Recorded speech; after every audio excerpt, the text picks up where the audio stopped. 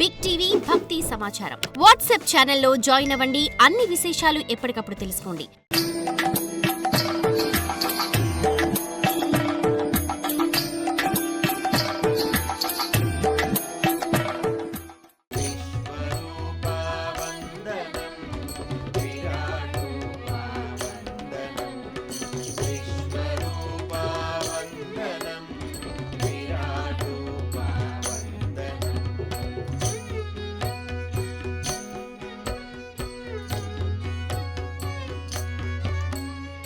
కంబుకంఠ వ్యోమకర్ణ విశ్వజఠర వందనం. కంబుకంఠ వ్యోమకర్ణ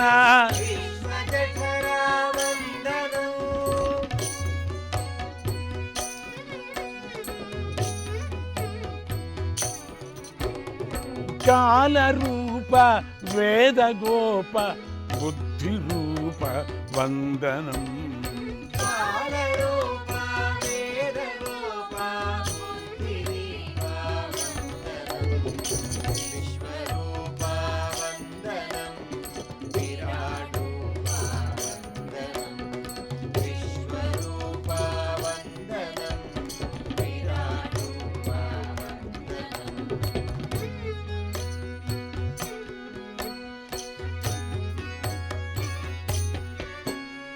పాద సంభవ తీర్థపాలిత సర్వలోక వందనం. పాద సంభవ తీర్థపాలిత సర్వలోక వందనం. సప్త సుస్వర నాద జనక సచిదానంద వందనం. సప్త సుస్వర నాద జనక సచిదానంద వందనం. విశ్వరూప వందనం. విరాట్ రూప వందనం. విశ్వరూప వందనం. విరాట్ రూప వందనం. ఇంతలో సిద్ధులు సాధ్యులు విద్యాధరులు ఆకాశంలో జయజధ్వనాలు చేశారు. ధృతరాష్ట్రుడు ఆ కోలాహలాన్ని విని ఇది విశ్వరూప సందర్శనం వల్లనే కలిగిందని గుర్తించి తనకు కూడా ఆ రూపాన్ని దర్శించే భాగ్యాన్ని కలిగించమని ప్రార్థించాడు. కృష్ణుడు దయతలసగా గుడ్డివాడైన ధృతరాష్ట్రుడు విశ్వరూపాన్ని చూడగలిగాడు. ధర్మరాజు యుద్ధం వద్దు, ప్రశాంతంగా రాజ్యం పంచుకుందాం అని కౌరవుల వద్దకు కృష్ణుణ్ణి పంపించాడు. కౌరవుల వద్ద శ్రీకృష్ణుడి రాయబారం ఫలించలేదు. యుద్ధం ప్రారంభమైంది. భీష్ముడు కౌరవ సేనకు సేనాపతిగా ఉండి 10 రోజులు ఘోరమైన యుద్ధం చేశాడు. ఈ యుద్ధ వర్ణనంతా మహాభారత భీష్మ పర్వంలో వర్ణించబడింది. ఈ పర్వంలోనే శ్రీకృష్ణుడు భగవద్గీతను ఉపదేశించాడు. భీష్ముడు సేనాపతిగా ఉండటం వల్ల కృష్ణుడు భగవద్గీతను ఉపదేశిస్తున్నంతసేపు యుద్ధాన్ని ప్రారంభం కానివ్వలేదు. ఈ 10 రోజుల్లో భీష్ముడు ఎక్కడా తగ్గలేదు. భీకరంగా యుద్ధం చేశాడు. అర్జునుడి బాణప్రయోగాన్ని లోపలే మెచ్చుకుంటూ భీష్ముడు యుద్ధం చేశాడు. 3వ రోజు వచ్చేసరికి భీష్ముడు విజృంభణ మరీ ఎక్కువైపోయింది. అర్జునుడిని దాదాపు చంపినంత పని చేశాడు. శ్రీకృష్ణుడు చాలా నేర్పుతో అనేక బాణాలను అర్జునుడికి తగలకుండా చేశాడు. ఆయన భీష్ముడి దాటికి అర్జునుడు ధనుర్విద్య శ్రీకృష్ణుడి సారథ్యం కూడా పనికి రాకుండా పోయింది. భీష్ముడి దాటికి పాండవ సైన్యం దిక్కు తెలియకుండా పరిగెత్తింది. ఆయనకు కోపం వచ్చేసింది కూడా. నేను ఇలా తటస్థగా ఉంటే ఈ భీష్ముడి వల్ల దుర్యోధనుడు గెలిచి తీరుతాడు, ఇక ఉపేక్షించే లాభం లేదు. నేనే స్వయంగా భీష్ముడిని సంహరించి పాండవులకు విజయాన్ని అనుగ్రహిస్తానని సంకల్పించి సుదర్శనాన్ని స్మరించాడు. ఆ చక్రం వెంటనే కృష్ణుడి చేతిలో ప్రత్యక్షమైంది. కృష్ణుడి పగ్గాలను పక్కన పెట్టి వాయు వేగంతో రథం నుండి భూమి మీదకు దూకాడు. ఆ సమయంలో శ్రీకృష్ణుడు త్రిపుర సంహారి అయినటువంటి రుద్రుడిలా మారిపోయాడు. దుర్యోధనుడికి తన కథ ఇక ముగిసినట్టే అనిపించింది. భీష్ముడి మాత్రం చెక్కు చెదరలేదు. మందహాసంతో ఇలా అన్నాడు, ఏ హి దేవేశ జగన్నివాస, ఏ హి దేవేశ జగన్నివాస, నమోస్తు తే మాధవ చక్రపాణే, నమోస్తు తే మాధవ చక్రపాణే,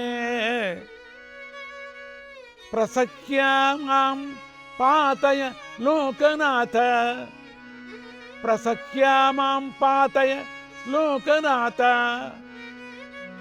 రథోత్తమాత్ సర్వశరణ్య సంఖ్యే, రథోత్తమాత్ సర్వశరణ్య సంఖ్యే, త్వయా హతస్యాపి మమాద్య కృష్ణ, త్వయా హతస్యాపి మమాద్య కృష్ణ, శ్రేయః పరస్మిన్నిహ చైవ లోకే, శ్రేయః పరస్మిన్నిహ చైవ లోకే. కృష్ణ, శ్రీకృష్ణ, నీ విజృంభణంతో నా జీవితమే చరితార్థమవుతుంది. యథేచ్ఛగా నాతో పోరాడు, ఇక ఆలస్యం చేయకు. ఓ మహాపురుష, నీతో యుద్ధం చేయటం కన్నా మహాద్భాగ్యం ఏముంటుంది అన్నాడు. శ్రీకృష్ణుడు రథం నుండి దూకాడు.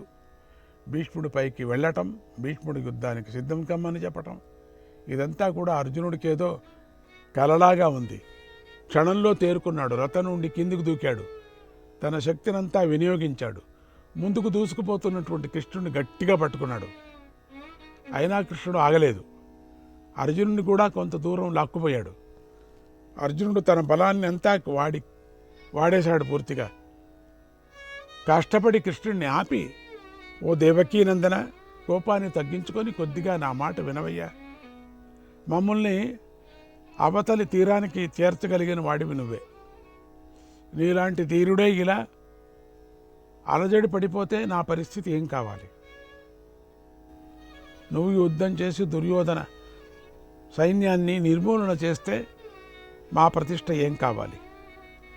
అందువల్ల శ్రీకృష్ణ, ఇకనైనా నాపై దయతలిచి శాంతించు. నీ సహాయంతో కౌరవ సేనను నేల కరిపిస్తాను అని ప్రార్థించాడు. ఆ ప్రార్థనలకు శాంతించిన కృష్ణుడు అర్జునుడి నియమనిష్టలకు, భీష్ముడి భక్తికే మెచ్చి రథాన్ని ఎక్కి పాంచజన్యాన్ని పూరించాడు. మళ్ళీ యుద్ధం యథావిధిగా కొనసాగింది. అలా కౌరవ పాండవుల యుద్ధం 9వ రోజుకు వచ్చి చేరిపోయింది. దుర్యోధనుడి సూటిపోటి మాటలకు నొచ్చుకున్న భీష్ముడు 9వ రోజు యుద్ధంలో విజృంభించాడు. ఆయన్నెవరూ ఆపలేకపోయారు. ఆ రోజు అర్జునుడు భీష్ముడి ముందు అస్సలు నిలవలేకపోయాడు. బాణాలు తీసి ఎక్కుపెట్టడం కూడా కష్టమైపోయింది. ఇది గమనించిన కృష్ణుడి ముఖం కోపంతో ఏర్పెక్కింది. తర్వాత కృష్ణుడి కిందికి దూకి, ఈ క్షణంలోనే ఈ భీష్ముడిని సంహరించేస్తాను అని భీష్ముడి వైపు పరిగెత్తాడు. మళ్ళీ అందరూ ఈ క్షణంలో భీష్ముడి ఆయస్సు తీరిందని అనుకున్నారు. భీష్ముడి మాత్రం ఉల్లాసంతో భక్తిగా చేతులు మొక్కి, ఏకి పుండరీకాక్ష దేవదేవ నమోస్తుతే, ఏకి పుండరీకాక్ష దేవదేవ నమోస్తుతే, మా మధ్య సాత్వత శ్రేష్ఠ, మా మధ్య సాత్వత శ్రేష్ఠ, పాతయస్వ మహాహవే, పాతయస్వ మహాహవే. ఓ మహాత్మా, నీ చేతిలో మరణించటం కన్నా భాగ్యమేముందయ్యా? ఇప్పుడే వచ్చి నన్ను పడగొట్టు. త్వయా హి దేవ సంగ్రామే త్వయా హి దేవ సంగ్రామే హతస్యాపి మమానఘ హతస్యాపి మమానఘ శ్రేయ ఏవ పరం కృష్ణ శ్రేయ ఏవ పరం కృష్ణ లోకే భవతి సర్వతః లోకే భవతి సర్వతః సంభావితోస్మి గోవింద సంభావితోస్మి గోవింద త్రైలోక్యేనాద్య సంయుగే ప్రహరస్వ యథేష్టం వై ప్రహరస్వ యథేష్టం వై దాసాస్మి తవ చానఘ దాసాస్మి తవ చానఘ. ఇప్పుడే వచ్చి నన్ను సంహరించు. నీ చేతుల్లో మరణించటం వల్ల ఇహలోకంలో కీర్తి లభిస్తుంది, ఆ పైన పరలోకాలు కూడా ప్రాప్తిస్తాయి అని ప్రార్థిస్తూ ఆ ప్రార్థనకు కృష్ణుడి కోపం చల్లారింది. భీష్ముడి భక్తిని మెచ్చుకున్నాడు.